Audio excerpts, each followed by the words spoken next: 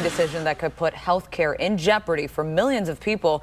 A federal judge struck down Obamacare. But what happens now for millions who rely on it for health insurance and those who have pre-existing conditions?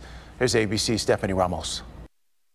Today, the health care of millions of Americans is in jeopardy, leading into the last weekend where Americans could sign up for health insurance under the Affordable Care Act. A Texas judge ruled the law unconstitutional after Republicans in Congress eliminated the individual mandate requiring everyone to buy insurance last year.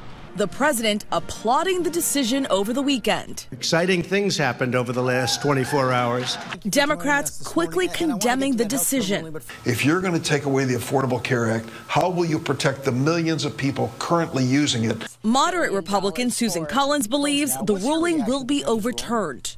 The judge's ruling was far too sweeping. He could have taken a much more surgical approach. Former President Barack Obama posting messages on social media about his signature law, encouraging Americans to enroll by Sunday's open enrollment deadline, despite the ruling. Obama slamming Republicans for again trying to undo the ACA. He writes, if they can't get it done in Congress, they'll keep trying in the courts, even when it puts people's pre-existing conditions coverage at risk. We're going to fight this tooth and nail.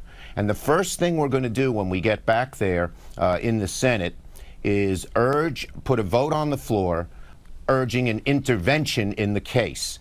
With Democrats vowing to appeal, the decision on the ruling will now make its way through the courts, which will likely take months, probably years. But for now, the law remains in place. The case could even land at the Supreme Court, then back in the hands of the president and Congress. In Washington, Stephanie Ramos, ABC News.